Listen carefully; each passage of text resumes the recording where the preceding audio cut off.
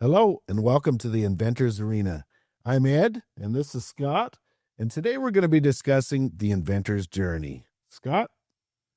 It's a long journey, but it's a profitable journey for those who make it all the way to the end. But it usually starts with an idea from a very creative person.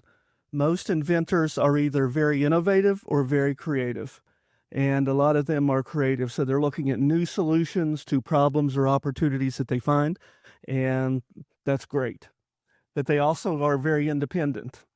And that's good and bad too, because they usually start out as a one-person organization, because it will become an organization at some point in time, and it can be a lonely journey if you follow that alone as one person. And we'll talk more about a team a little bit later in our broadcast here. It's interesting because although they are creative and looking for a solution, usually they're forward thinking. So although they are trying to solve something that has happened to them in the past or right now, they're thinking forward to the solution that's going to drive something forward. Into the future. Back to the future. So, and they usually are very unique individuals. They follow a different path than most people do. They create solutions either for problems or opportunities. Their mind is a little bit different than most people who say, I have this problem and it's not my problem, so I'm not going to look for a solution. That's somebody else's job to do that. Inventors aren't like that. They are very solution-oriented. Yes, they take it on and get it done. Yeah, so I wonder what happens once they've got their invention idea as a concept, right? So I think that from my experience, many develop the idea in rough and then they get a little stuck. They don't know where to go from there. They may not have the money, the time, or the knowledge to complete. I've found that's a common problem. And I see them just hating to see their idea not progress. But I think they just get to a point where they just feel stuck and just don't know where to go from there. Yeah, I think frustration is a word we hear a lot. They just become frustrated at some point in time along the journey. But I think if you really go into an endeavor knowing yourself and your skills and your abilities and what you can do, and identify early on where you're going to need some help, that is kind of key to success. And that will keep you moving forward along the way. You mentioned money already. That is a typical frustration point along the way for most inventors. At some point in time, they run out of their own cash. Sometimes they run out of their friends and family's cash, and they need to find other sources of revenue to get them all the way to the end. And that can be challenging. Yeah. And it can be very frustrating. So that's why you need to have a good team. And a good team doesn't mean just internally. It could be externally as well. Your investor will be part of your team, ideally. But you need a good team internally. And what does that mean? That means you're an idea person, but you need somebody who's good with money, controlling your money, controlling your revenue that comes in, because without revenue, you really don't have a monetized invention there. But also you need somebody that is good at sales, because without sales, you're not going to have that revenue and you don't need that finance person anyway. Very true. Yeah. So I think those are some key team members that you really need to look for as you're moving forward. And you need to make sure that you have knowledge. What does that mean? That means you know your invention, you know your problem, but you also need to know your customer, your potential customers, investors, the industry, and what the competition is doing. Yeah, there's just so much to know, right? I mean, you're creating a business, whether you realize it or not, as an inventor. And so you really need that knowledge, and you can't learn everything. There's not enough time in the day. So time is an obstacle that we hear oftentimes. And time is important to keep in mind for a number of reasons. One is if you get stalled out and frustrated, then you lose your momentum. And we're very big on momentum and keeping moving forward. That is a key to success that we see a lot of inventors have issues with. That's so much of the importance of the team too, to encourage each other, and because you're going to have bad days. And I think a lot of inventors just struggle with that. It's like, man, I've been trying this thing forever and I don't know how to do drawings for it properly, or I don't know this, or I don't know that. And I'm running out of money and, just losing their energy level. Because, man, it takes a lot of devotion to get even, like, say, the scrub daddy from point A to point B and out on the shelf. it looks easy when somebody else is doing it, but it's absolutely not. And I think a lot of people find that when they start into it. Yeah, I would say don't get frustrated along the way. These are obstacles that you have to overcome: time, money, team members. But it's part of the journey. Think of it that way and anticipate it, put it in your plan early on, and you should be fine. Yeah, yeah. I would say it's an expected what's going to happen. You're going to run into those obstacles, and just know that when you do, it's normal, and then you get through them, right? Yeah. So I think a lot of inventors, you mentioned them being independent, and I know that a lot of them like to keep their idea absolutely secret under lock and key, which you should make sure that it is very confidentially held. But sometimes it gets to a real negative thing where they don't know who to trust at all. And you're going to have some team members. So you're going to have to be able to trust them. But I think a lot of consumers just in everyday occurrence now are really concerned with being taken advantage of, and especially like the dreamer style consumer, which is an inventor to a certain extent, right? So I would say that anything that you're thinking of doing, buying, whatever, really, really research it. You've got great tools with the internet to research and see who's fine to deal with and who isn't. And know that most folks out there are good, but there's a small percentage that just aren't.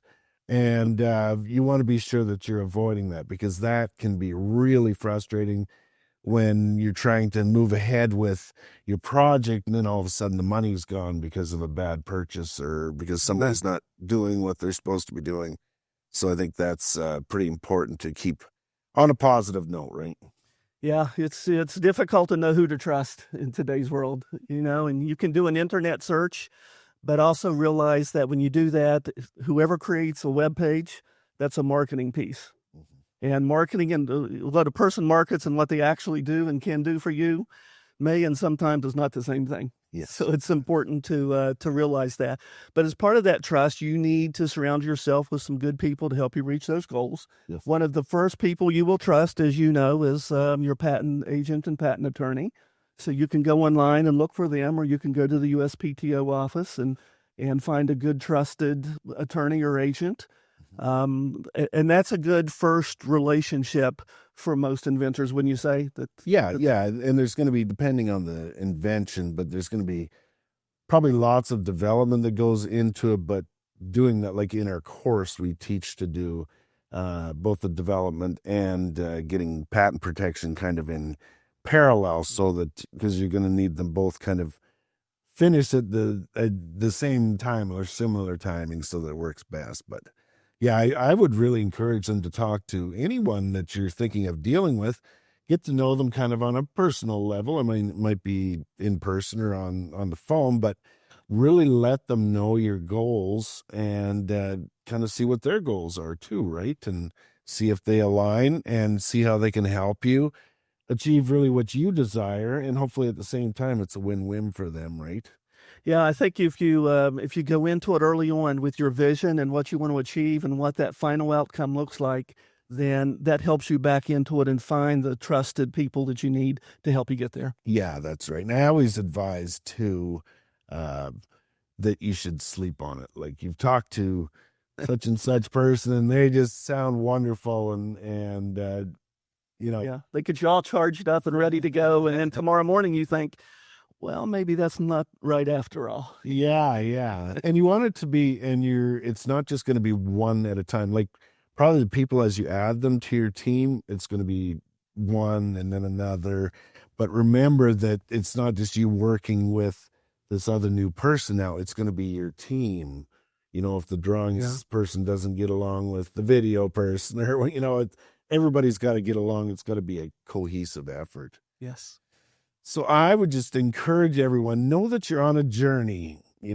It's a journey, and generally, unfortunately, it's alone. And that's kind of part of why we do this channel and why we do the course that we do and different things, because it doesn't have to be alone. You should be finding your team and making it happen.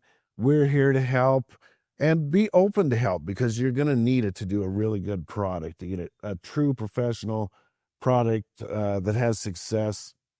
Takes a team. It does. And it takes a while. There are multiple steps, as you say, a journey. There are multiple steps that you have to take along the way, and you can't skip steps. No. Usually. And so that's kind of important. And there are two ways to go. If you want to go fast, you can go alone, because it's you're making all the decisions, right or wrong. Yes, that can be dangerous. Yes.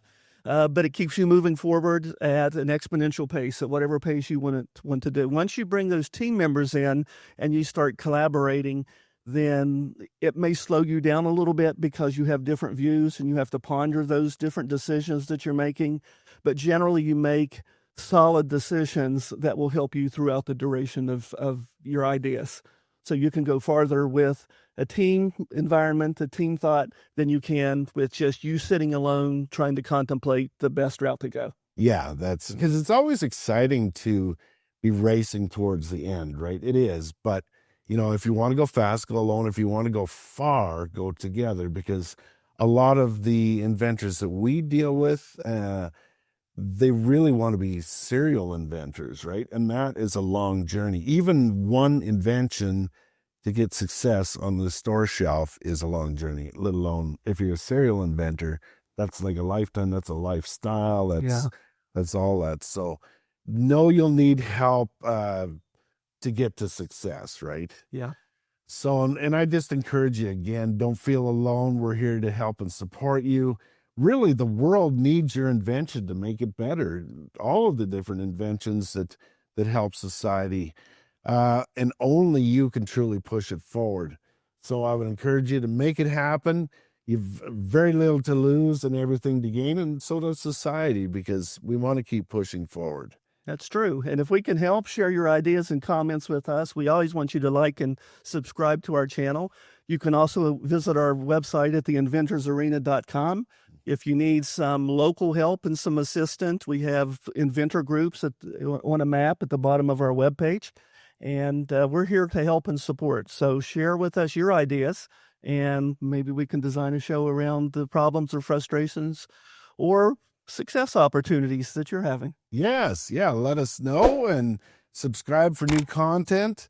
Appreciate the thumbs up as always, and go be the best inventor, your best you. The Inventor.